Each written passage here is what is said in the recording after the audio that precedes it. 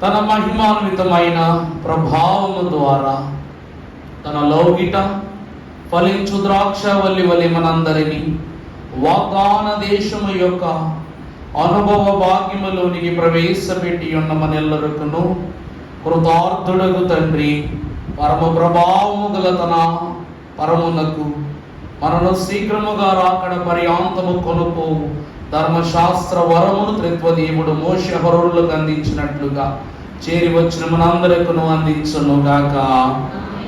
ఆమేన్. చాలా సంతోషము. దేవుని యొక్క మహాఘనమైన కృపను బట్టి గతించిన ప్రారంభ దినమున మరి దేవుని మాటలను మరి సుదీర్ఘముగా సుస్పష్టముగా వివరభరితంగా కొన్ని మాటలు ధ్యానించుకోవటానికి ప్రభు కృప చూపించారు. అందులో కొన్ని విషయ సూచిక క్రమాన్ని మనం ధ్యానం చేసుకున్నాం. ఇక ఈ మోషే ధ్యానములంతా కూడా మన అంశం ఏంటంట? యాజక వస్త్రములు, యాచన అస్త్రములు. అందులో భాగముగా మరి తొలి అడుగులోనికి మనం ప్రవేశించిన వారమై మొదటి క్రమములోని ఉపకరణముల గురించి ధ్యానం చేసుకుందాం. ఈ దిన మన ధ్యాన వాక్యాంశము మీరందరూ కాసంత పెద్ద గొంతు వేసుకుని చదివితే నేను చాలా ఆనందపడతా. చదువుతారా? శిరస్రాణము అనగా పరిశుద్ధమైన మనస్సు.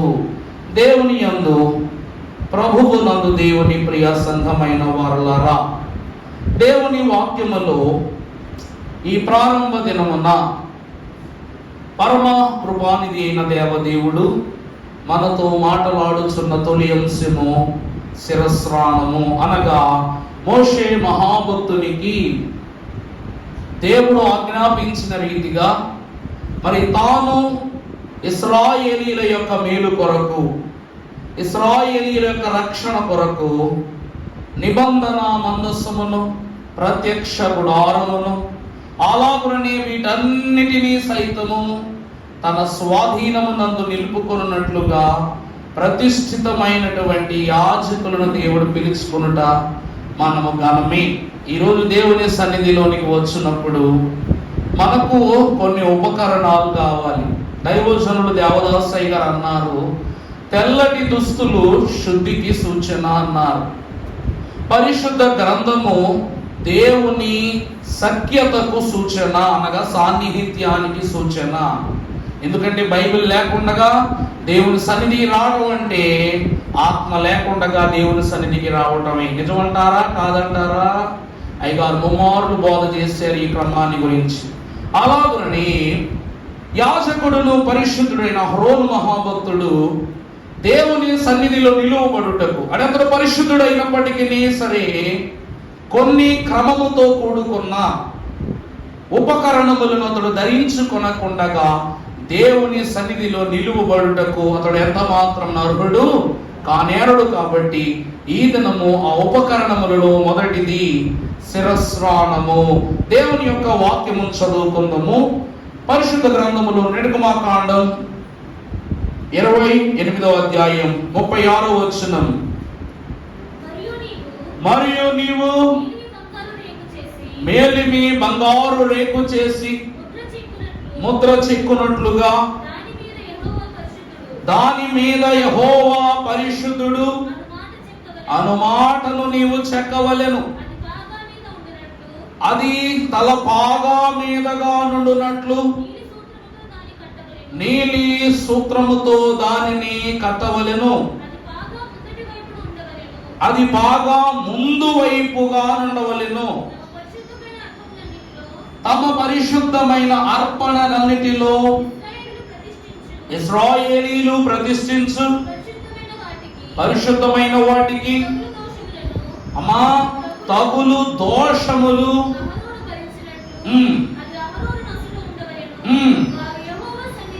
అంగీకరింపబడినట్లు దేవునికే మహిమ కలుగును గాక. ప్రభువునందు ప్రియబిడ్డలారా, ఇశ్రాయేలీయుల యొక్క దోషములను అహరోను దేవుని పేరిట అంగీకరించాలి అంటే ముందు అహరోను అంగీకరింపబడాలి. నా మాట అర్థమవుతుందండి? అహరోను మనిషే, అహరోను మనిషే, రక్తమాంసాలు కలిగిన సర్వసాధారణమైన మానవుడే. ఈరోజు దేవుని సన్నిధిలో సంఘాన్ని దేవునికి సాన్నిహిత్యం చేయాలంటే ముందు యాజకునికి దేవునితో సాన్నిహిత్యం ఉండాలి. అవునా కాదండి? ఈరోజు దానిని అభిషేకము అంటున్నారు భక్తులు.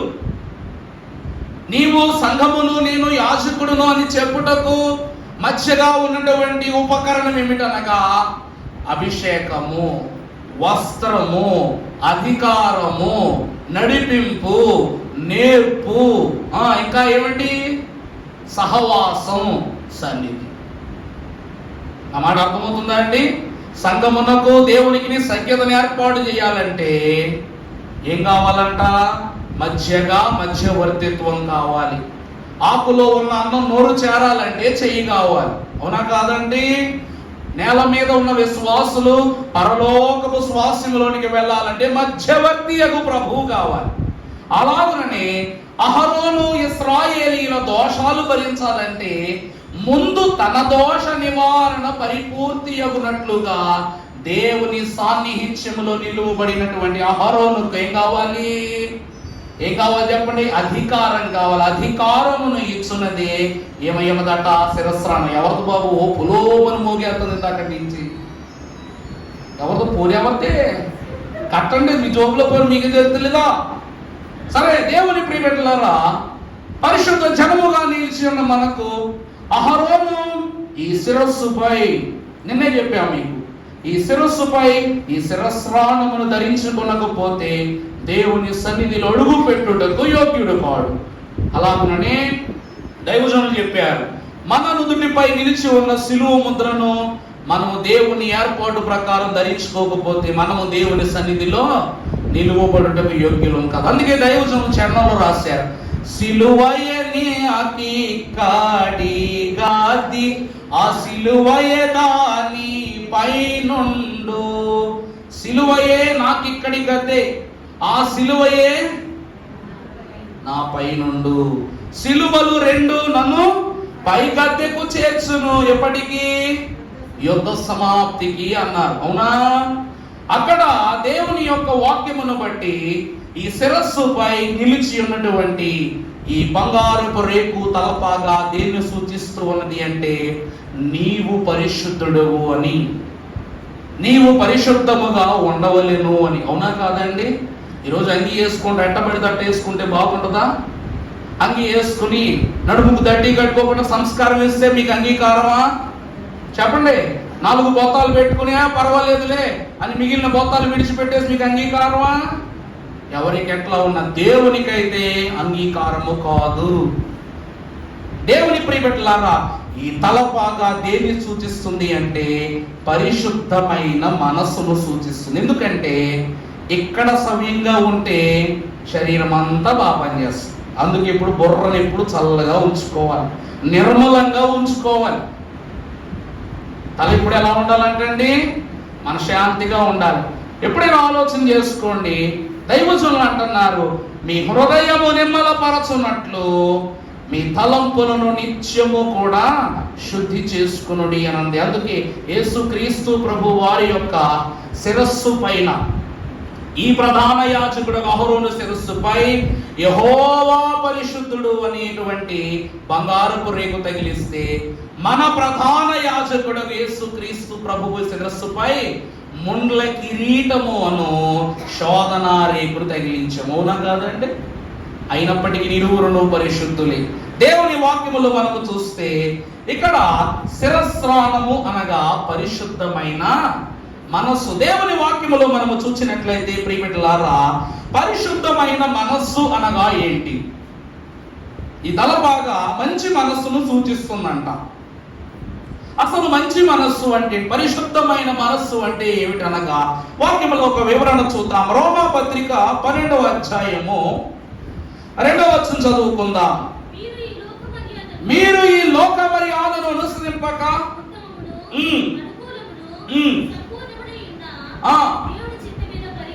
పరీక్షించి తెలుసుకున్నట్లు మీ మనస్సు మారి నూతన మగుట వలన రూపాంతరము. ఏమండి, ఈ తలపాగా అహరోనుకు రోజు ఏం గుర్తు చేస్తుందంట, చదవాలా, మీరు ఈ లోక మర్యాదను అవుతుందా. తనకేం చెప్తుందంట, ఈ తల మీద ఉన్న శిరస్సులను నువ్వేం చేయకూడదు అహరోను, ఇక నుండి ఈ లోక మర్యాదను అనుసరింపకూడదు. ఎందుకంటే నువ్వు గతంలో సినాయి పర్వతము యొద్ద చేసినటువంటి ఒక కాని స్థితి వల్ల 3,000 మంది ఇశ్రాయేలు జనము యొక్క రక్త కార్యమునకు, రక్త తుల్యమునకు నువ్వు బాధ్యుడు అయ్యావు. ఈ రోజు నుంచి అయినా కళ్ళు తెరవబడాలి. ఎందుకంటే నీపై దేవుని యొక్క అభిషేకం ఉన్నది కాబట్టి ఇక నుండి నువ్వు ఏం చేసినా 2 నాలుకలు పని చేయకూడదు, 2 ఆలోచనలు నీకు పని చేయకూడదు, 2 క్రియలు నువ్వు చేయకూడదు. ఒకటి లోకం, ఒకటి పరలోకం అనేటువంటి క్రమాన్ని నువ్వు ఆచరించకూడదు. నువ్వు ఈ లోక మర్యాదను అనుసరింపకూడదని చెప్తుందంట. యెహోవా పరిశుద్ధుడు, జాగ్రత్త, నుదుటిపై ఉన్నాడు, నీకు అధికారం ఇచ్చిన ప్రభువును గుర్తు చేసుకోని చెబుతే ఏమంటుంది, ఉత్తమమును. ఇప్పుడు యాజకుడు అనగా ఏం పని చేయడానికి వచ్చాడంట, ఉత్తమమైన పని. ధన్యులు దేవమానవులు పరిశుద్ధులకు మన తండ్రి గారు అన్నారు. అయ్యా మీరు యాజకులు ఎందుకు కాలేదండి అని అంటేను అప్పుడు అన్నారంట, మీ ఎల్లరను యాజకులనుగా ఒక పరిశుద్ధ జనముగా చేయుటకే దేవుడు నన్ను నియమించుకున్నాడు. అవునా కాదండి? మన ప్రధాన యాజకుడు, నా విమోచకుడు సజీవుడు. యోగు మహాభక్తుడు అంటాడా లేదా? నా విమోచకుడు ఎవరు? సజీవుడు. ఆయన నన్ను మిమ్మల్ని పరిశుద్ధ జనముగా, పరిశుద్ధ యాజకులుగా చేయుటకే నన్ను నియమించుకున్నాడు మన తండ్రి గారు. యాజకత్వం, అయ్యగారికి యాజక వస్త్రాలు వేసుకోలేదు కానీ అయ్యగారికి అభిషేకం ఉందండి. నేనాత్మానమ్మ గారి సంఘములో ఆ కాలంలోనే దైవజనునికి 7 సన్నిధి స్త్రీల ద్వారా అభిషేకం, 5 ద్వారా, క్షమించాలి, 5 ద్వారా అభిషేకం జరిగింది. దేవుని సంగమా గమనించండి. ఉత్తమమును, రెండవది అనుకూలం. అనుకూలం అంటే ఏంటి? దేవునితో నడిస్తే అన్ని అనుకూలమే, దేవుని దాటి జీవిస్తే అన్ని ప్రతికూలమైన పరిస్థితులే. ఈరోజు అనుకూలం అంటే ఏంటి? అహరోనుకు అప్పగింపబడిన బాధ్యత ఏమిటంట, దేవుని మందసములోనికి, దేవుని గుడారములోనికి ఇశ్రాయేలీల యొక్క భోగ భాగ్య యోగ క్షేమములు, పాప పరిహారార్థ క్రియలన్నీ దేవుని ఎదుట అప్పచెప్పటం. అది అనుకూలమైన పనా కాదా? అవునా కాదా? ఎప్పటికప్పుడు ఏ సమయమునకు ఆ సమయమే, ఏ గోత్రమునకు తగినట్లు ఆ గోత్రమునకే, వారు లేరు వీరు లేరు, వారు గొప్ప వీరు గొప్ప, ఇట్లాంటిది ఏమీ లేకుండా అందరికీ అనుకూలమైన వానిగా ఉండునట్లు ఈ శిరస్రాణం అతనికి తన బాధ్యతను జ్ఞాపకం చేస్తుంది. మూడవదిగా చూస్తే సంపూర్ణమునైన. ఓ గోత్రం గొప్ప, ఓ గోత్రం కాదు, ఓ గోత్రం మెప్పు, ఓ మా గోత్రం తప్పు, ఓ గోత్రము ఎక్కువ, గోత్రము తక్కువ, ఇట్లా ఏం కాదంట. అందరికీ కూడా ఎలాంటి క్రమం చేయాలి? సంపూర్ణమైన క్రమం. అవునా కాదండి? దేవుడు ఎవరు? సమాధానకర్తయగు అధిపతి అని ఆయనకు. అవునా కాదా? 12 గోత్రాలను కూడా సంపూర్ణముగా, పరిపూర్ణంగానే అతను క్రమం జరిగించాలి. ఇప్పుడు దేవుని చిత్తమేదో పరీక్షించి, ఈరోజు దేవుని సన్నిధికి వచ్చేస్తాం. మనం వర్తిస్తున్నప్పుడు ప్రతి ఒక్కరూ కూడా, అయ్యారండి నాకు పలానా సాక్ష్యం, దేవుడు దీవించాడు నన్ను, ఓకే సంతోషం. అయ్యగారు నాకు పలానా సమస్య ఉందండి, అలాగే మా ప్రార్థన చేద్దాం. అయ్యగారండి నాకు చాలా కాలం దేవుని సందులో ఉంటున్నాను కానీ మనశ్శాంతి లేదండి. అవునమ్మా, దేవుని దంశంగా పెట్టి ప్రార్థన చేద్దాం. నాకు తెలిసిన చోట మరి ఆ పాదిరి గారు మరి ఎవరో తెలియదు కానీ మహానుభావుడు సంఘం అందరూ వచ్చి అంశాలు చెప్తున్నారంట. చెప్తుంటే అయ్యగారు ఆ అమ్మాయికి బాబు పుట్టాడండి అనగానే, అమ్మ సంతోషం, చాలా సంతోషం అన్నాడు. తర్వాత కాసేపటి ఇంకోళ్ళు, చైగారు నేను బండి కొనుక్కున్నానండి, దేవుడు నాకు బండి దయచేసాడు, మీరు ప్రార్థన చేసినట్టు. ఇంకా సంతోషం బాబు అన్న. తర్వాత ఒక ఆవిడ వచ్చి, అయ్యగారు నాకు ఇంకా గర్భఫలం కలగలేదంటే, సంతోషం అమ్మ అంటున్నాడు అంట. ఇంకా అందరికీ సాక్ష్యాలే ఉంటాయి అనుకుంటున్నాడు. ఏమేమంటున్నాడంట? సంతోషం అన్నాడంట. అంతే. వెంటనే ఏమైపోయింది? మాట దాటేటప్పుడు, మాట వదిలేటప్పుడు యాజకుడు ఎట్లా ఉండాలంట? దేవుని చిత్తాన్ని తెలుసుకుంటూ మాట్లాడాలి. అందుకే అయ్యగారు అన్నారు, పడమటికి తూర్పు ఎంత ఎడమో పాపములకు మనకు అంత ఉండాలా. నోరు ఉన్నది కదా, అన్నియు మేళ్లే కదా, అన్నియు మేళ్లే కదా అని కీడును గ్రహించలేకపోతే దేవుడు కీడుకు ప్రతి కీడు చేసే రోజులు రాబోతున్నాయి. అనుకూలమును దేవుని చిత్తం ఏదో పరీక్షించి తెలుసుకున్నట్లు ఇప్పుడు ఇది తలపై చేరటం వలన అహరోను యొక్క మనస్సు ఎలా మారిపోయింది? నూతనముగా మారునట్లు, అనగా మనస్సు మారి నూతనమగుట వలన అహరోను దేవుని యాజకునిగా రూపాంతరం పొందుకున్నాడు. అంటే ఇప్పటి వరకు ఒక కుర్రోడిగా తిరుగుతున్నాను నేను. ప్రబోధు అని నా స్నేహితులు మిత్రులు పిలుస్తున్నారు. కానీ ఎప్పుడైతే సేవలోనికి రావడం జరిగిందో ఏమని పిలుస్తున్నారు? బాబు అని పెట్టడం మొదలు పెట్టారు. మీకు గుర్తుందో లేదో నాకు తెలియదు. ప్రబోధ్ బాబు అని పెట్టడం మొదలు పెట్టారు. ఎప్పుడైతే అభిషేక వస్త్రం వచ్చిందో అయ్యగారు అనడం మొదలు పెట్టారు. ఇప్పుడు అయ్యగారండి అని పిలవడం మొదలు పెట్టారు. మర్యాద పెరుగుతుందో తగ్గుతుందా? దేనివల్ల? దేవుని వల్ల. దేవుని క్రమములో రూపాంతరం పొందడం, క్రమముగా దినదినాభివృద్ధి చెందుట వల్ల. ఈరోజు అహరోను, అప్పటి వరకు కూడా అహరోను ఎవరంట? మోషేకు అన్న, అంతే కదండి, మోషేకు అన్న మాత్రమే. ఇప్పుడు అహరోను అనగా ఎవరంట? లేవి వంశాంకులమును దేవునికి ప్రతిష్ఠితుడై దేవునితో స్వకీయ జనముగా పిలువబడిన దేవుని పరిచారకుడును యాజకుడును శ్రేష్ఠుడును. రూపాంతరం పొందాడా లేదండి? దేవుని వాక్యమునందు ప్రియబిడ్డలారా, ఎప్పుడు దేవుడు మనం శిరస్సుపై మహిమ కిరీటమును పెడతారో అప్పుడే మనం ఏమైపోతాం? రూపాంతరం పొందుకుంటాం. మహిమ దేహదారులముగా రూపాంతరం పొందుకుంటాం. పౌలు మహాభక్తుడు అన్నాడు, ఈ లోకములోనే ఉండి రూపాంతరము పొందుట ఎలా అనగా సన్నిధి చేయుట వలనే అన్నారట. అందుకే దేవుని ప్రియబిడ్డలారా, ఉత్తమము అనుకూలమైన దేవుని పనిని చేయడం ద్వారా మన మనస్సు నూతన పరచబడితే అదే రూపాంతరము. యేసుక్రీస్తు ప్రభు వారి శిష్యులైన వారిని రూపాంతర పర్వతం మీదకి తీసుకుని వెళ్ళినప్పుడు అందరూ అలసిపోయారు. రూపాంతర భాగ్యాన్ని చూడటం మర్చిపోయారు. చెప్పండి ఎవరు? యోహాను, పేతురు ఇరువురు తప్ప తదుపరి వారందరూ కూడా మోషే, ఏలియాల దర్శన భాగ్యాన్ని చూడలేకపోయారు. యేసుక్రీస్తు ప్రభు రూపాంతర అనుభవాన్ని చూడలేకపోయారు. అంటే వారు ఎంత అగ్రస్థానములకు వెళ్ళినా, ఎంత దూర ప్రయాణం చేసినా క్రీస్తును చూస్తూ నడుస్తున్నారు కాబట్టి వారికి అంతా సరైపోతుంది.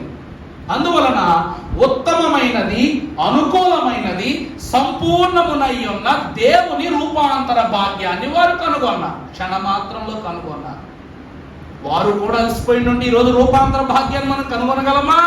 వాక్యముల పదాన్ని మనం చూడలేము. దేవుని ప్రియబిడ్డలారా గమనించండి, తాను ఎంచుకొనదగిన దానికంటే ఎక్కువగా ఎంచుకొనక. సేవ అంటే ఏంటండి? నాకు వస్త్రం వచ్చింది, నాకు అధికారం వచ్చింది, నాకు ఘనత వచ్చిందని చంకలు బాదుకునే పని కాదు. నువ్వు ఎంత స్థితిలో ఉన్నా, ఎంత ఘనతలో ఉన్నా అది నీకు గొప్ప వరముగానో భాగ్యముగానో భావించి ఘనత అని ఎంచక, దేవుడు ఒక్కొక్కరికి విభజించి ఇచ్చిన విశ్వాస పరిమాణ ప్రకారం చూడండి, 12 గోత్రాలకు సరి సమానంగానే ఒక్కొక్కరికి పరిమాణ ప్రకారం తాను స్వస్థ బుద్ధి కలుగుటకై తగిన రీతిగా తను ఎంచుకొనవలను. అంటే దాను గోత్రము పాపం చేసింది కదా అని దానికి వేరే చూపు చూడటము, అవునా కాదా? ఆ కాలం సొలొమోను మహాభక్తుని కుమారుడు యెరోబాము, రెహబాము ఇరువురు ఏకమైపోయి ఇశ్రాయేలు ప్రజలైనటువంటి వాళ్ళు 10 గోత్రాలు బయటికి తీసుకొచ్చేసారు. దేవాలయంలోని క్రమాన్ని ఆప్ చేసేసి, లేవీయులు మాకు యాజకత్వం చేయడానికి రండి, ఇంకా అక్కడ యోధా గోత్రం తప్ప ఇంకే గోత్రం లేదంటే లేవీయులు అంటారు ఒక మాట. ఏమని అక్కడ రాయబడిన మాట ఏమిటది? స్వస్థ బుద్ధి గలవాడగుటకై తగిన రీతిగా. మీరు ఏమైనా చేయండి, కొంతమందిని కట్టుకోండి, మాకెందుకు. కానీ దేవుడు సొలొమోను నిర్మించిన ఈ దేవాలయములో యాజకత్వము చేయుటకు మమ్ములను ఏర్పరుచుకున్నాడు. మేము పాపమునకు ఏం కాలేము, సహకారులు కాలేము, మేము దోషాన్ని ఒడిగట్టుకోలేం. చివరి వరకు కూడా మేము ఈ మందిరంలోనే మా కార్యక్రమాన్ని జరిగిస్తామని చెప్పి లేవీయులు దేవుని ఎదురు స్వస్థ బుద్ధి గలవారే. అర్థమైందా అండి? ఈ తలపాగా ఏం గుర్తు చేస్తుందంట? మంచి బుద్ధి, శుద్ధి కలిగిన బుద్ధిని వారికి కలిగిస్తూ ఉంది. తర్వాత మనము చూసినట్లయితే, నాకు అనుగ్రహింపబడిన కృపను బట్టి మీలోనున్న ప్రతి వానితోనూ నేనేమని చెప్తున్నాను, ఇదిగో దేవుని యొక్క మహిమ ఇదిగో అని తెలియచేస్తున్నా. ఈరోజు మరియమ్మ గారు మీకు వాక్యం నేను సెపరేట్గా చెప్తాను, ఎస్ఏ రాణి గారు మీకు సెపరేట్గా చెప్తాను, ఇశ్రాయేల్ గారు మీకు సెపరేట్గా చెప్తానంటే ఎలా ఉంటుంది చెప్పండి? మిగిలిన వాళ్ళకి ఏమనుకుంటారు? ఎవరైనాను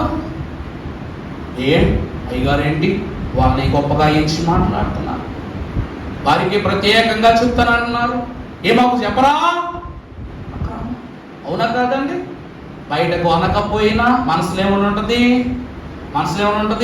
వేరుపరచుట, వేరుగా చూడుట, దేవుని సన్నిధిలో కాని స్థితిలోను కనపరచుట. అందుకే దేవుని ప్రియబిడ్డలారా, ఈ శిరస్నానం ఏమిస్తుందంటే పరిశుద్ధమైన మనస్సునిస్తూ ఉంది.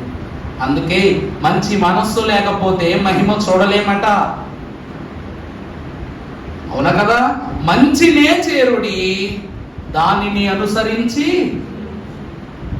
మంచి చెడ్డలను గుర్తింపగల మనస్సాక్షిని ఇమ్మని దేవుని ఎంచి ప్రార్థన చేయుచు స్తుతితో చేరి జీవించుడి, దేవాది దేవుని చేరి జీవించుడి అని రాశారు తండ్రి గారు. తర్వాత మనము చూసినట్లయితే మనస్సు రూపాంతరము పొందుట, ఇందాక రాశారు కదా, యాజకుని రూపం ఏమవుతుందంట?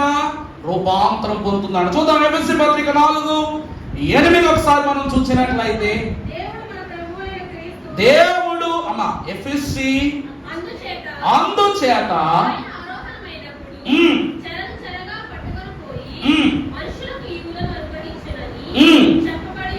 చెప్పబడి ఉన్నది, అనగా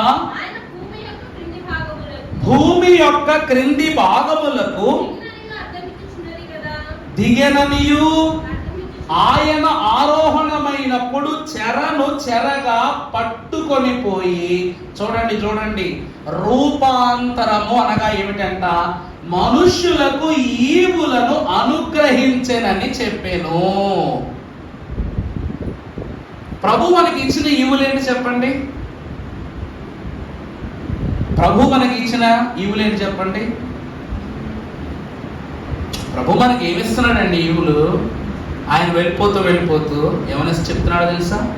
ఇదిగో నేను మీకు స్థలము సిద్ధపరచుటకే నేను వెళుచున్నాను, నా తండ్రి ఇంట అనేక నివాసములు కలవు, నేను వచ్చు వరకు మీకు ఆదరణ పొందునట్లు పరిశుద్ధాత్మయను ఆదరణకర్తను నేను మీ వద్దకు పంపిస్తూ ఉన్నా. దేవుని ప్రియబిడ్డలారా, దేవుని ఏర్పాటు రూపాంతరము అనగా ఆత్మ కార్యమును సంపాదించుకొనుట, దేవుని ఈవులను పొందుకొనుట. అందుకే దైవజనులు ఒక వర్తమానాన్ని రాస్తున్నప్పుడు, రాకడ వర్తమానం, బోర, వార, నార, చీర, దోర, చివరికి వార అనేటువంటి ఒక వర్తమానాన్ని రాసిన గతంలో బోధించినట్టు కూడా గుర్తు నాకు. మరి బోర అనగా దేవుని స్వరం, అంటే నా గొర్రెలు నా స్వరమును వినగలిగే మనస్సు, దేవుని మాట వినగలిగే మనస్సు, అంతే కదా? నా గొర్రెల స్వరం వెంటనే ప్రభు చెప్పారు లేదా? తోడేళ్ళు ఎవ్వరు వాటిని అపహరించుకోపోలేనట్లు నేనే వారిని పుచ్చుకొని పోతుని చెప్పినట్లు దేవుడు వినగలిగే చెవులు ఇచ్చాడు. రెండవది నిర్మలమైన మనస్సు, ఆ తర్వాత ఆయనను అందుకొనగలిగే ఘనమైన ప్రార్థనా జీవితం, స్తుతి చేయగలిగే స్థితి, ప్రార్థించగలిగే పెదవులను ఆత్మ కార్యము జరిగించి దేవునితో నడిపింపు పొందుకొనగలిగే సాక్షాత్కారమైన మహిమ దృష్టిని ప్రభు సన్నిధిలో మనకు అందించిన వారై ఉన్నారు. అందుకనే దేవుడు మనకు రూపాంతరం అనగా ఈవులు. ఈరోజు రూపాంతరం అనగా ఏమిటంట? దేవుని ఈవులను పొందుకోవటం. ఈరోజు పేతురు మహాభక్తులను, యోహానును రూపాంతర రూపాన్ని చూచారు అంటే దాని అర్థము వారు ప్రభువుతో పాటు అక్కడ దాకా నడవటం వల్ల కాదు, అప్పటి వరకు ప్రభువు యొద్ద ఎన్నో పరలోక సంగతులు నేర్చుకోవటం వలనే. అందుకే అయ్యగారు అన్నారు, మహిమ కోరని మనుషుడెవడు, కానీ మర్యాదగా దాన్ని ఎందుకు ఇవ్వాలి? శ్రమ పడాలి. ఈరోజు శ్రమ పడగలిగే శక్తిని కూడా దేవుడు మనకిస్తున్నాడు. అందును బట్టి ప్రభు అంటూ ఉంది, ఆరోహణం ఆయననగా ఆయన భూమి యొక్క క్రింది భాగములను దిగెననియు అర్థమిచ్చాను. భూమి యొక్క క్రింది భాగాలంటే ఏంటండో? భూమి యొక్క కింద ఏముంది? అర్థమైందా? ఆయన రూపాంతరమును మనకు అనుగ్రహించినట్లు ఆయన ఆరోహణమైనప్పుడు భూమి క్రింది భాగములు ఆయన ఆరోహణమైన ఆ వెయిట్కి ఏమైందంట, పాతాళం క్రిందికి దిగిందంట. క్రిందికి దిగుట ద్వారా విశ్వాసులైన మనకు పాతాళముపై అధికారము పొందుకొనగలిగే ధన్యత, పాతాళమును సైతము అంటాం కదా, సాతాను సర్పమా సర్వ కార్యములయందు శ్రమలతో కూడిన చావు నీకు, నరులను బాధించినప్పుడల్లా వ్రాతలో పడిన శిక్షలు. ఓ సాతానమా, ప్రభువు నిన్ను ఎలా నలగొట్టాడో మేమును నిన్ను అలాగే ఎన్ని అధికారాలు కాదా, ఈవులు కాదా? అదే అంటున్నా. రూపాంతరం అంటే ఏంటి? పామును చూసి భయపడిపోయే నువ్వు మహాకట సర్పమును నీ పాదముల క్రింద త్రొక్కి వేయగలిగే శక్తిని దేవుడు ఇస్తున్నాడంటే ఇది రూపాంతర భాగ్యమే అని మనం గ్రహించాలి. తర్వాత మనము చూసినట్లయితే ప్రియులారా, తలపాగా అనగా పరిశుద్ధమైన మనస్సు. ఈ మనస్సు లేకుండా దేవుని చూడటం, సాతానును ఓడించటం, పాపక్రియలను మన యొద్ద నుండి తోలివేయటం సాధ్యం కాని పని. అందుకే ఇంత మనస్సు ఉంది కాబట్టి లోపలికి వెళ్ళి అహరోను మళ్ళీ తిరిగి వస్తాడు, లేకపోతే వస్తాడా? తోడేసి లాగాల్సింది. రెండవదిగా మీరు చూసినట్లయితే పరిశుద్ధ గ్రంథముల నుండి హెబ్రీయులకు రాసిన పత్రిక 7వ అధ్యాయం 26వ వచనం, పవిత్రుడును నిర్దోషియు నిష్కల్మషుడును పాపులలో చేరక ప్రత్యేకముగా ఉన్నవాడు మెక్కిలి హెచ్చైన వాడును అయినట్టి ప్రధాన యాజకుడు మనకు సరిపోయిన వాడు. ప్రభువునందు దేవుని ప్రియబిడ్డలారా, ఈ తలపాగా పైన ఒక బంగారు రేకు ఉందట. ఈ బంగారు రేకు పైన యెహోవా పరిశుద్ధుడు. భక్తులు అంటారు, సైన్యములకు అధిపతి అగు యెహోవా పరిశుద్ధుడు, పరిశుద్ధుడు, పరిశుద్ధుడు. 3 పరిశుద్ధుడు అనే పదం ఎందుకు వచ్చింది? యెహోవా పరిశుద్ధుడు అని సరిపోదు కదా. రెండోసారి పరిశుద్ధుడు, మూడవసారి కూడా పరిశుద్ధుడు ఎందుకు అంటాం మనం? ఏమండి? ఆ యెహోవా తండ్రిగా, కుమారునిగా, పరిశుద్ధాత్మగా ముగ్గురై పని చేసినప్పటికీ వారి కార్యములు క్రియలను వేరే కానీ వారిలో ఉన్నటువంటి స్థితి అనగా పరిశుద్ధ స్థితి ఏమాత్రమునే కాల మార్పు లేని స్థితిగా ఉండిపోయింది. దేవుని యందు ప్రియబిడ్డలారా, ఈ బంగారు రేకు దేనిని గుర్తిస్తూ ఉన్నదంటే దేవుని యొక్క మహిమను సూచిస్తూ ఉన్నది. అర్థమవుతుందా అండి? దైవజనులు అన్నారు, మట్టి పని చేసి చేసి చేతులు మట్టి బారినట్లు, ఇటుక పనులు చేసి చేతులు రాటు తేలినట్లు, దేవుని పని చేసి చేసి కూడా దేవుని బిడల యొక్క హస్తములు ఏమైపోవాలంట? రాటు తేలిపోవాలి అన్నారు. అందుకే ప్రార్థించగా ప్రార్థించగా ఈ 2 చేతులు కూడా ఏమైపోవాలి? పటుత్వము కలిగిన ప్రార్థనా స్థితిలోనికి వెళ్ళిపోవాలి. అందుకే శక్తికి మించిన శక్తి ప్రార్థనా శక్తి అన్నారు. మోకరించి మోకరించి మోకాళ్ళు నలుపెక్కాలి, ముఖము తెలుపెక్కాలి. సిలువ ముద్ర వేసి వేసి వేసి నీ నుదురు ఏమైపోవాలి? సిలువ ముద్రకు తగినట్లుగా దృఢమైపోవాలి. ఆనాడు యేసుక్రీస్తు ప్రభువును, కల్వరి సిలువను, సర్వలోక పాప భారమును మోసిన కల్వరి గొల్గోతా ఎంత దిట్టముగా ఉన్నదో నీ నుదురు కూడా ఎలా ఉండాలంట? అంతే దిట్టంగా ఉండాలంట. ఈ బంగారపు రేకు దేన్ని సూచిస్తుంది? దేవుని మహిమను సూచిస్తూ ఉంది. దేవుని మహిమ అనగా ఏమిటంటే మొదటిది పవిత్రుడును. మన ప్రభువు ఎవరు?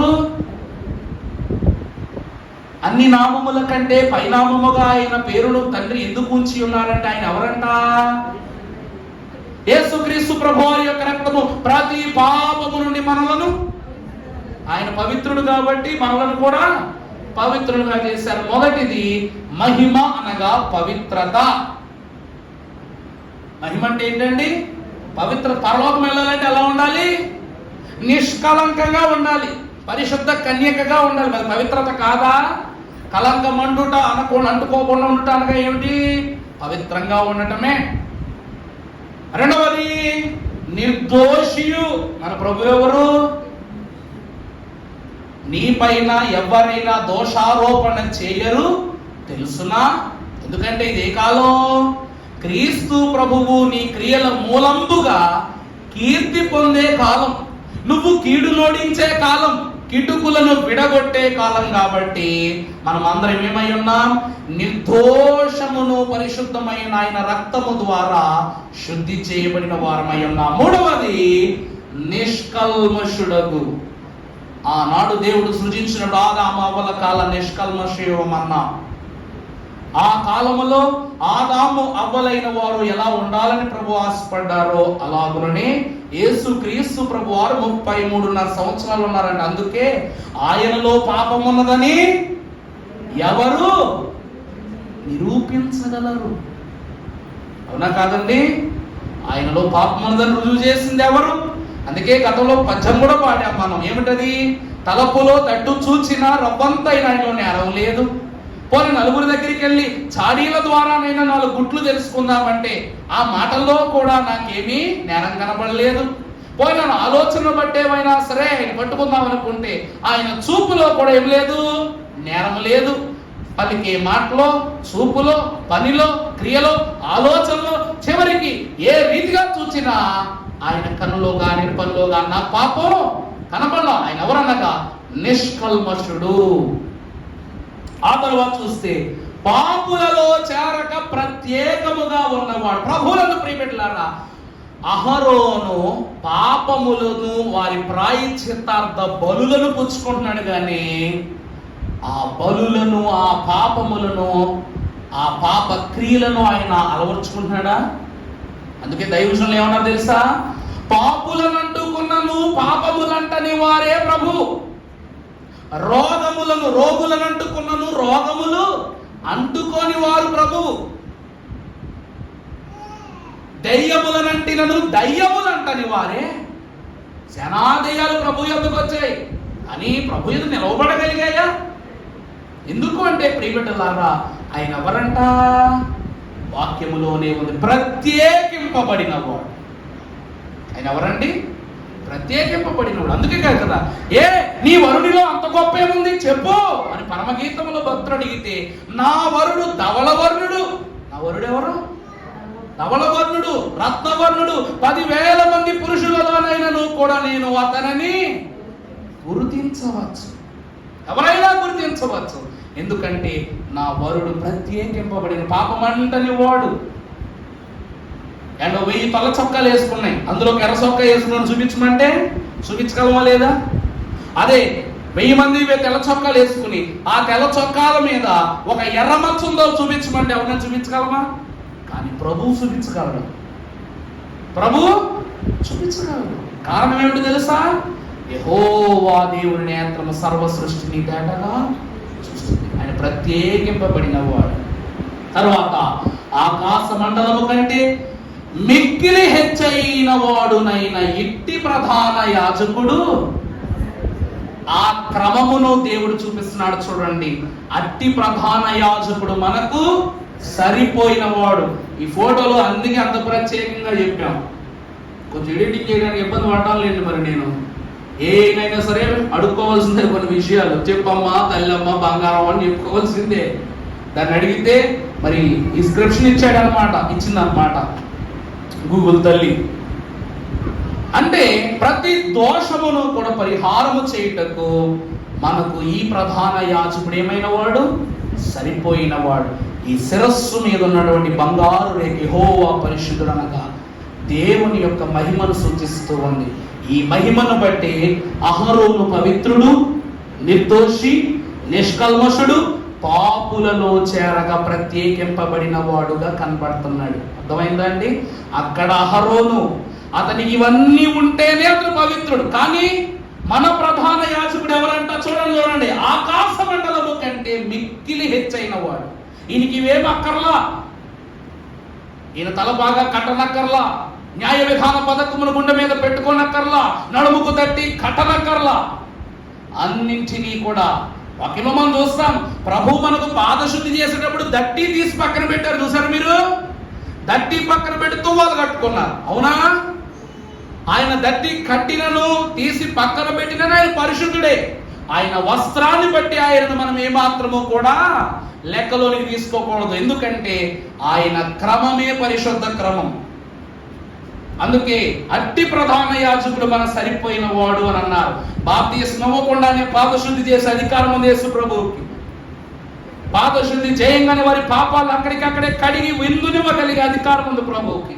పిలువుగా పాపములో ఉన్నవాడినైనను నేడు నీవు నాతో పరదేశుడు అని అధికారం ఇవ్వగలిగే ప్రధాన యాజకుడైన అంత అధికారము గలవాడు కాబట్టి ఆయన పరిశుద్ధుడు, కుమారుడు పరిశుద్ధుడు. కానీ అహరోనుకు ఈ క్రమము, పైన వచనములో ఉన్న క్రమం ఉంటేనే అతడు దేవుని సన్నిధిలోనికి వెళ్ళటానికి అర్హుడు. దేవుని మహిమ, ఇవేమీ లేకపోతే దేవుని మహిమ ఉండదు. ఇవేమీ లేకపోతే దేవుని మహిమ ఉండదు. మూడవదిగా మనం ముందుకు వెళ్ళి చూసినట్లయితే పరిశుద్ధ గ్రంథముల నుండి బంగారము అనగా మలాకి గ్రంథము 3వ అధ్యాయము,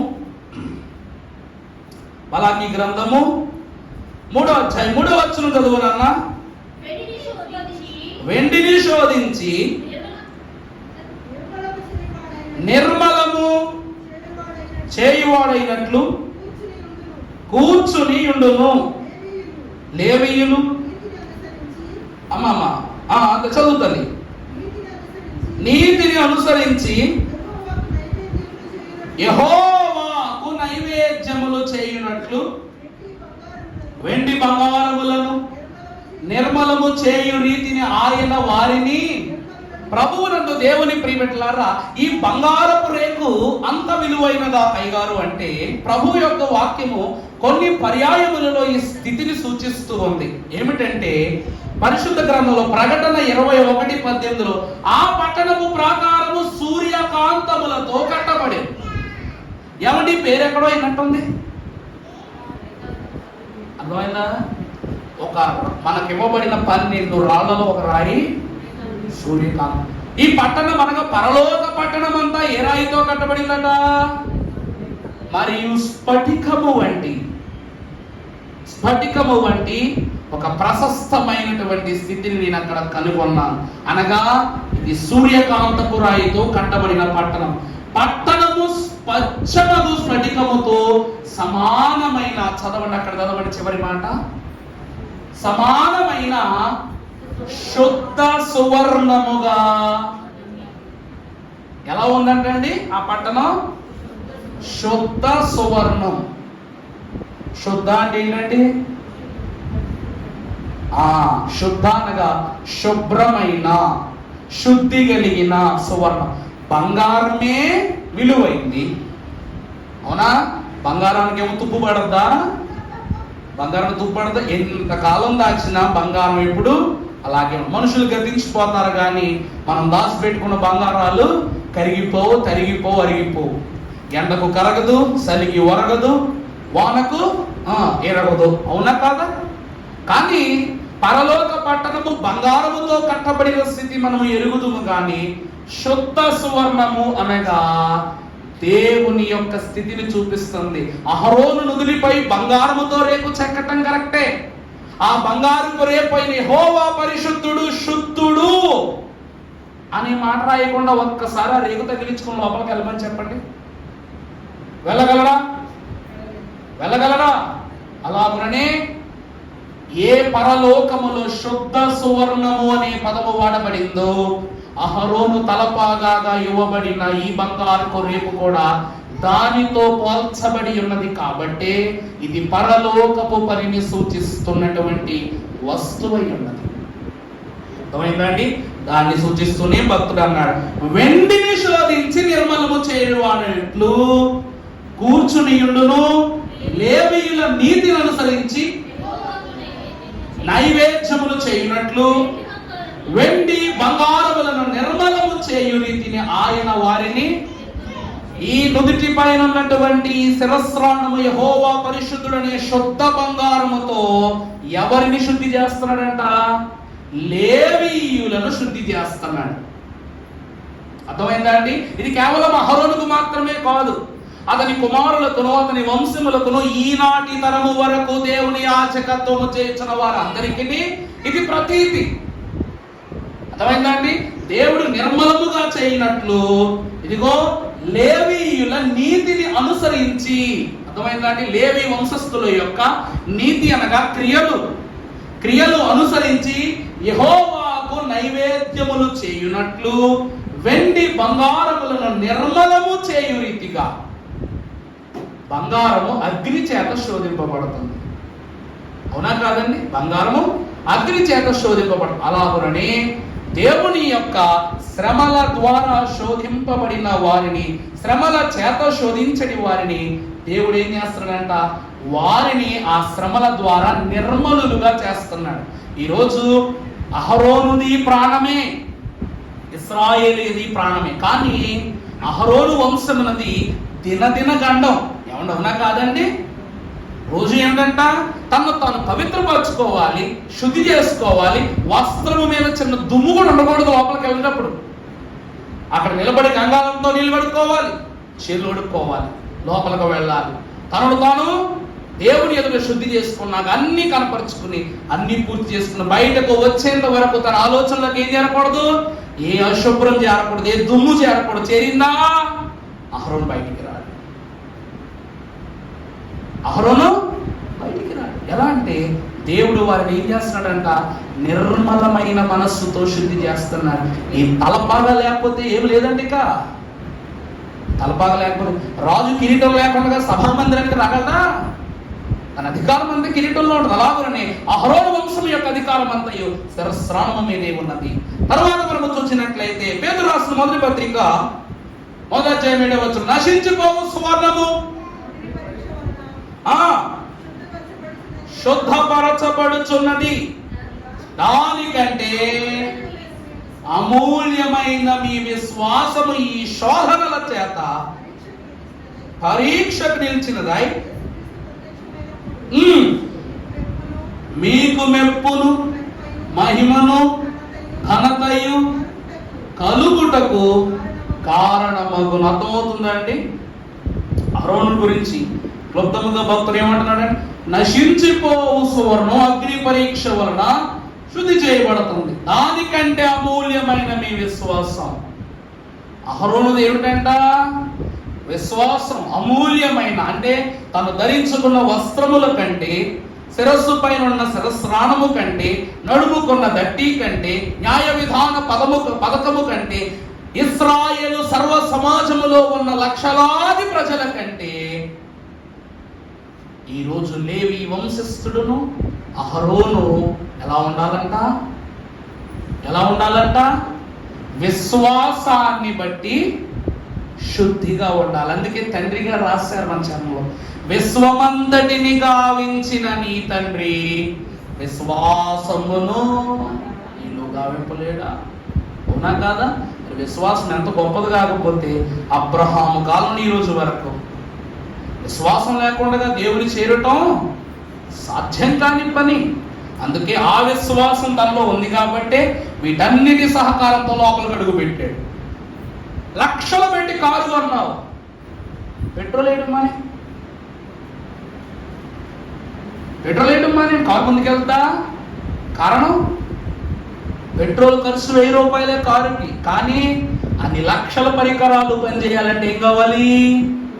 పెట్రోల్ కావాలి. అలాగనే ఎన్ని ధరించుకొని, ఎన్ని క్రమాలు అమర్చుకొని, ఎన్ని స్థిరమైన పనులు చేయని ఆత్మీయ విశ్వాసము లేకుండా రక్షకుని యొద్దకు చేరుట సాధ్యము కాని పని.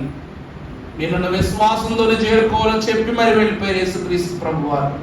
నీ విశ్వాసమే నిన్ను స్వస్థపరిచింది, నేను కాదు. అవునా కాదండి? ఈ మాట ఉందా లేదా? అమ్మా, నీ విశ్వాసమే నిన్ను స్వస్థపరిచింది. నువ్వు నమ్మావు కాబట్టి వల్ల నువ్వు ప్రార్థించావు, నేను ఇచ్చిన ప్రార్థన నమ్మకం ఉంచావు కాబట్టి దేవుడు స్వస్థపరిచాడు. లేకపోతే ఏముంది? నాదేముంది, నీదేముంది? ఎప్పుడూ కూడా అయ్యగారు ప్రార్థన చేశారు నాకు శక్తి చేసింది, అయ్యగారు ప్రార్థన చేశారు నాకు బలం వచ్చేసింది, ఇవేమి చెప్పొద్దు. మరి నాకు బలహీనత వచ్చినప్పుడు ఏం చేయాలి? నేను ఇదే మోసే ధ్యానాల్లో ఇదే కాలంలో పోయిన సంవత్సరం నాకు సరిపోచ్చింది. అప్పుడు ఏంటి నా పరిస్థితి? ఎట్ట కప్పుకుంటున్నాను అన్నమాట, ఇట్ట మెడ కప్పుకుంటున్నాను. ఇక్కడ ఉన్న వాళ్ళందరూ అయ్యగారు మేడ చూడ బాబోయ్ ఇంకీలో వచ్చేసింది.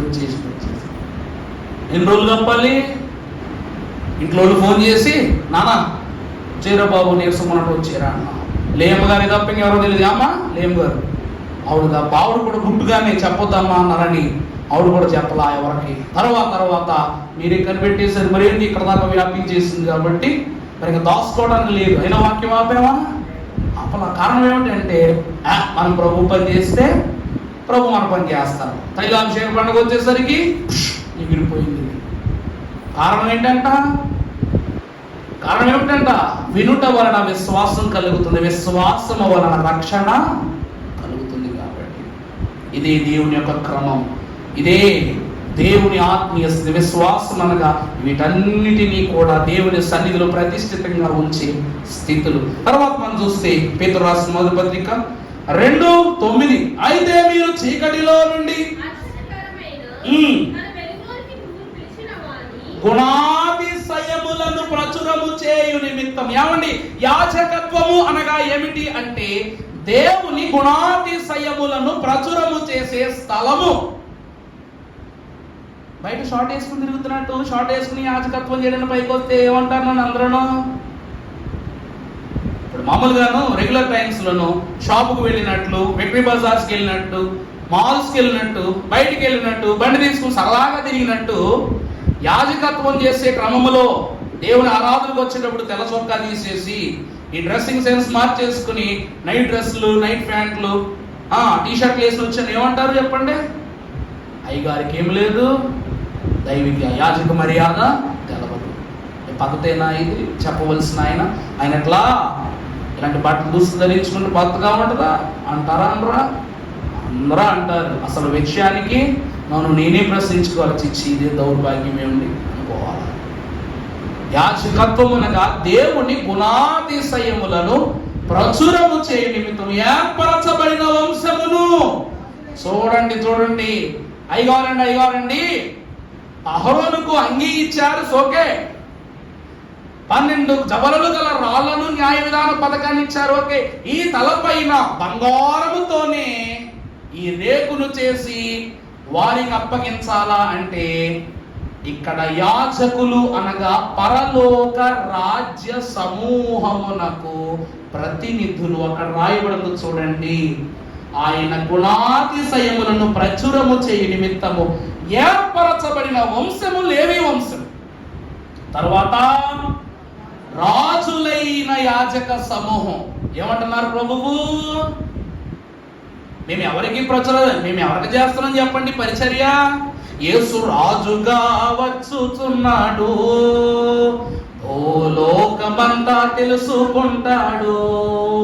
రవి కోటి తేజుడు, రమ్యమైన దేహుడు, రారాజుగా వచ్చుచున్నాడు. యేసు రారాజుగా వచ్చుచున్నాడు. రాజై ఉన్న ప్రభువునకు మేమెవరము?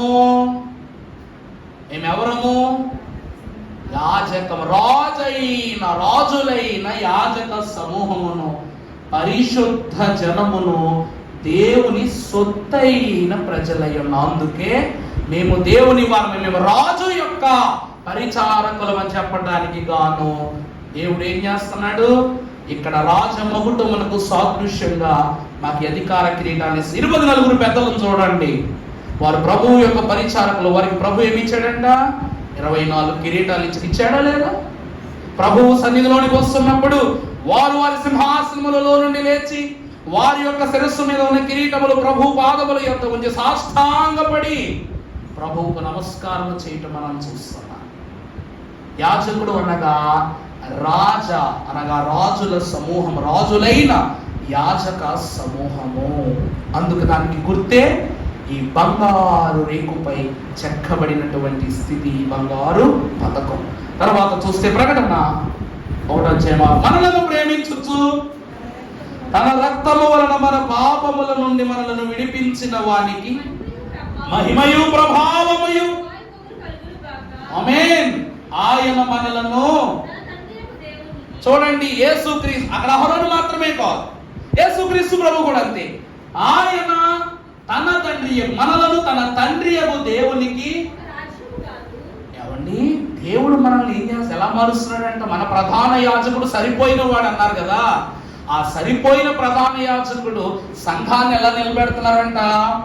ఒక రాజ్యముగా నిలబెడుతున్నాడు. రెండవది, మరణాతాను పదము వచించు వారందరూ కూడా యాజకులేనంట. మరణాత అని చెప్పేవారు అందరూ కూడా ఎవరంట?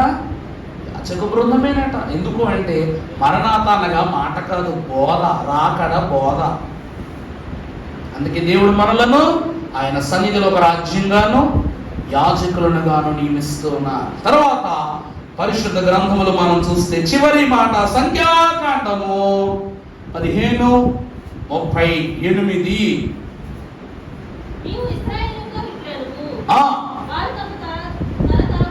వారు తమ తరతరములకు తమ బట్టల అంచులకు కుచ్చులు చేసుకుని అంచుల కుచ్చుల మీద. చాలు నాన్న. ఇప్పుడు తలపాగా, బంగారపు రేకు, యెహోవా పరిశుద్ధుడు అన్నీ బాగానే ఉన్నాయి. ఈ బంగారపు రేకునట దేనితో కట్టుకోవాలంట? నీలి సూత్రము గల తాడుతో కట్టుకోవాలి. దేవుని వాక్యములో నీలము అనగా బ్లూ కలర్, అంతే కదండి. నీలి రంగు అంటే ఏంటి? Blue colour. అందుకే మీరు కూడా మీ తెల్ల బట్టలకి ఏం పెడతారు? Washing powder పెడతారన్నమాట. పాలలోని తెలిపెట్టకపోతే నిర్మాతో వస్తుంది అనమాట. ఎలాగా? తెల్ల చీరని కాతో గొత్తో నీళ్ళు. అవునా కాదండి? ఫుల్లుగా తెల్లగా ఉతుక్కోం కాబట్టి ఏం చేస్తాం? కాస్త కోస్తా నీరు పొంది యాడ్ చేసుకుంటాం. సరే, ఇక్కడ నీలి సూత్రముతో ప్రభువు శిరస్సుపై ఉన్న ఈ బంగారు రేకును ఎందుకు కట్టమంటున్నారనగా, నీలము అనగా జ్ఞాపకము. నీలము అనగా ఏమిటండి? జ్ఞాపకము. ఇది ఎందుకు అనగా మానవుని యొక్క తలంపును దేవుని యొక్క తలంపును కనపరచుటకు గాను ఇది జ్ఞాపకము కొరకు నీలి తాడుతో దేవదేవుడు దీనిని కట్టమంటున్నారు. చూడండి, అక్కడ చూడండి. నీవు ఇశ్రాయేలీలతో ఇట్లను ప్రభు చెప్తున్నారు. సంఖ్య అంటే ఏంటి? నంబర్. సంఖ్యాకాండం అంటే ఏంటండి? నంబర్స్. అంటే దాని అర్థం ఏంటి? క్రమపాఠంలో చెప్పటం. ప్రతి ఒకటి తర్వాత 2 అని, 2 తర్వాత 3 అన్నట్లుగా ఇశ్రాయేలుకు వరుస క్రమాన్ని చెబుతూ దేవుడు లేవి వంశములకు ఇస్తున్న ఆజ్ఞ ఏమిటంటే, వారు తమ తరములకు తమ బట్టల అంచులకు కుచ్చులు చేసుకుని, వారసత్వానికి కూడా ఆజ్ఞ క్రమం ఇస్తున్నాడు దేవుడు. కుచ్చులు చేసుకుని అంచుల కుచ్చుల మీద నీలి సూత్రాన్ని తగిలించాలి. అంటే జ్ఞాపకము కొరకు నీవు దేని తగిలించాలి? నీలి సూత్రమును తగిలించాలి. తరువాత మీరు నా ఆజ్ఞలన్నిటినీ జ్ఞాపకము చేసుకొని, చూసారా, ఈ నీలి సూత్రము దేవుని యొక్క ఆజ్ఞలన్నింటినీ జ్ఞాపకం చేస్తూ ఉన్నదట. మీకు అర్థమయ్యేలా చెప్తాను, సైంటిఫిక్గా చెప్తాను ఒక విషయం. సర్వసాధారణంగా మనిషి కళ్ళు, అంటే ఆరోగ్యవంతమైన మనిషి కన్ను ఒక 30 నుండి 40 రంగులు బాగా చూడగలదంట.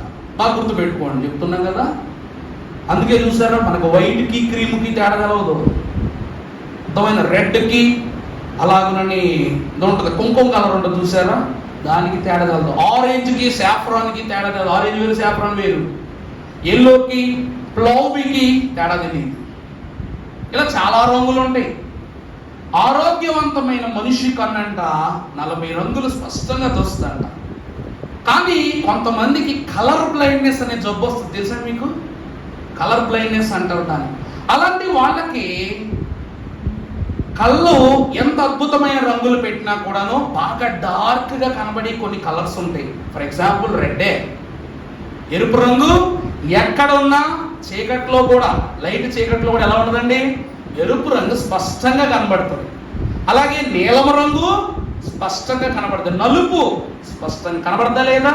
ఎప్పుడైనా గమనించారా? పలు రకాల రంగులతో నేను ఒక బాక్స్ తీసుకొచ్చాను అనుకోండి. ఇక్కడున్న లైట్లన్నింటిలోనూ ఒకే ఒక లైట్ ఆ మూలొంచి ఇక్కడ అన్ని లైట్లు ఆపేస్తే మీకు ఇక్కడ స్పష్టంగా ఈ రంగులే కనబడతాయి. దీన్ని కలర్ బ్రైట్నెస్ అంటారు. అందుకే ఈ కలర్ సైకాలజీ ప్రకారంగా పెద్దలు సైంటిఫిక్గా ఉన్నవారు ఏం నిర్ణయించారంటే, మనిషి యొక్క కన్ను ఇలాంటి పరిస్థితిని బట్టి మన యొక్క స్టేట్ ఆఫ్ మైండ్ని డిసైడ్ చేస్తాంట. అందుకే కళ్ళు మూసుకుంటే నీకు ఏ కలర్ వచ్చింది అంటారు. నాకు బ్లూ వచ్చిందంటే అంటే ప్రశాంతంగా ఉన్నావు అనమాట. నీకే కలర్ వచ్చింది రెడ్ అంటానండి, కోపంగా ఉన్నావు అనమాట అంటారు. దీని కలర్ థియరీ అంటారు. నిజమే, ప్రూవ్ అయింది కూడా. ఇప్పుడు మీకు చెప్పవచ్చే విషయం ఏంటంటే, ఇది నిజమా అబద్ధమై గారు అంటారు. కానీ మీరు ఇప్పుడు పొలోమని వాడేస్తున్నారు ఫేస్బుక్. తెలుసునా? పొలోమని వాడతారు ఫేస్బుక్. వాడతారు అందరూ వాడతారు. అవ్వల దగ్గర నుండి అయ్యల వరకు, పిల్లల దగ్గర నుండి యవనస్తులు అందరికీ ఫేస్బుక్. అసలు సోషల్ మీడియా స్టార్ట్ అయింది ఫేస్బుక్. కానీ ఎప్పుడైనా ఫేస్బుక్ బాగానే వాడతాం, కానీ ఫేస్బుక్ యాప్ ఓపెన్ చేయగానే మొత్తం బ్లూ కలర్లో అయిపోయి మధ్యలో ఎంత ఎఫ్ ఉంటుంది అంతే. అవునా కాదా? సూపరే, నిజమే కదా? ఎప్పుడైనా ఫేస్బుక్ ఇంటర్వ్యూలు ఎప్పుడైనా చూసారా? ఆ కంపెనీ CEO ఇంటర్వ్యూలు ఎప్పుడైనా చూసారా? Mark Zuckerberg. అతను ఇంటర్వ్యూ చేసినప్పుడు వెనకాల పోస్టర్లు వేస్తారు కదండి, పలానా ఆయన వస్తున్నాడు అని. ఎప్పుడైనా చూడండి, ఆ వేసే పోస్టర్లు వెనకాల మొత్తం బ్లూ కలరే ఉంటుంది, మధ్యలో చిన్న ఎఫ్ ఉంటుంది అంతే. కారణం ఏంటో తెలుసా అండి? వాళ్ళ దగ్గర రంగులు లేక కాదు, వాడటం రాక కాదు. ఆ కంపెనీ చైర్మన్ అయిన మార్క్ జుకర్బర్గ్కి నీలం రంగు తప్ప ఇంకే రంగులు కనపడవు. ఆ కంపెనీ చైర్మన్కి ఏం కనపడవండి? బ్లూ కలర్ తప్ప ఇంకే రంగు కనపడదు. నేను అబద్ధం చెప్పట్లా, గూగుల్లో వెళ్ళి చూసుకోండి, చెప్పొద్దు, గూగుల్ తల్లే చెప్పొద్ది. మనకు కోట్ల రూపాయల ఇన్వెస్ట్మెంట్ ఇచ్చే బిల్ గేట్స్కి బ్రౌన్ కలర్ తప్ప ఇంకో కలర్ కనబడదు. బ్రౌన్ వైట్ ఈ రెండే కనబడతాయి అతనికి. ఏదైనా బ్రౌన్ కలర్లోనే ఉంటుంది అనమాట. ఎప్పుడైనా చూడండి, కళ్ళద్దాలు పెట్టుకున్నప్పుడు ఎండ లేనప్పుడు ఎండ రంగు కనిపిస్తా చూసారా? అలా కనబడుతుందంట. ఇవన్నీ మనం సరదాగా అనుకుంటాం, కానీ దేవుని వాక్యమునందు నిలువబడిన ప్రభువునందు ప్రియబిడ్డలారా, నీలి సూత్రము జ్ఞాపకమునకు గుర్తు. అందుకే ఫేస్బుక్ ఎక్కడ కనబడినా కూడా అది ఫేస్బుక్ లోగో కదా అని చెప్పేస్తాం వెంటనే. కారణం దాని చుట్టుపక్కల వచ్చే బ్లూ కలర్ బ్యాక్గ్రౌండ్. అలాగనే ఎంతటి స్వచ్ఛమైన బంగారముతో రేపు స్థిరపరచినప్పటికీ కూడా ఈ నీలి దారము, దీనిని నీవు ధరించుకొని దేవుని సన్నిధిలోనికి వెళ్ళాలని ఏం చేస్తుందంట? జ్ఞాపకం చేస్తూ ఉంది. అందుకని ప్రభు అంటున్నారు, మీరు నా ఆజ్ఞలన్నిటినీ, ఇదిగో ఆ శిరస్సు పైన యెహోవా పరిశుద్ధుడు అనే ఆజ్ఞను జ్ఞాపకము చేసుకొని మీ దేవునికి ప్రతిష్ఠితులై ఉన్నట్లు మునిపటి వలె కోరిన వాటిని బట్టి, చూచిన వాటిని బట్టి వ్యభిచరింపక దానిని చూచి, అనగా దీనిని చూచి యెహోవా ఆజ్ఞలన్నిటిని జ్ఞాపకము చేసుకుని వాటిని అనుసరించుటకే ఇది మీకు పుచ్చుగా నుండును. అర్థమైందండి? అర్థమైందా? వీటన్నిటిని అనుసరించటానికి ఇదే. ఇంకా ఎక్కడ కూడా అహరోను దేహము పైన ఇంకెక్కడ రాతపూతలు ఏమీ ఉండవు. అర్థమవుతుందండి? అందరికీ కనబడేటట్లు, పరిపూర్ణముగా అందరి కంటుకు అగుపడేటట్లు ఇక్కడ పెద్ద అక్షరాలతో రాయబడి ఉంటుంది. కానీ ఇక్కడ 6, ఇక్కడ 6, ఇక్కడ 12 ఇలా రాసిన ఏమైనా కనబడతాయా? భూతత్వం పెట్టి చూసినా కనబడవు. ఇది జ్ఞాపకం చేస్తూ ఉంది, ప్రధానమైనటువంటి స్థితి. ఎందుకంటే క్రీస్తు సంఘమునకు శిరస్సై ఉన్నాడని జ్ఞాపకం చేస్తూ ఉంది. దేవుని సంఘమైన వారులారా గమనించండి, ఈరోజు 3 విషయాలు శిరస్నానం. తలపాగా అనగా పరిశుద్ధమైన మనస్సు, రెండవది బంగారు రేకు అనగా దేవుని మహిమ, మూడవది నీలిదారము. దేని కొరకు? జ్ఞాపకము కొరకు. ఈ 3 స్థితులతో అహరోను మహాభక్తుని దేవుడు తన సన్నిధిలో ఒక ప్రతిష్ఠితమైనటువంటి సాధనముగా వాడుకున్నట్లుగా ఈరోజు మీ తలంపులో లోకము ప్రవేశించకుండగా, పాపము ప్రవేశించకుండగా నిత్యము జ్ఞాపకములో దేవుని తలంపులను వర్ధిల్ల చేయగలుగు నిత్య రక్షణ ఉపకరణములతో ప్రార్థించగలిగే ధన్యత ధ్యానకర్త అయిన తండ్రి మనకు దయచేయును గాక. ఆమేన్.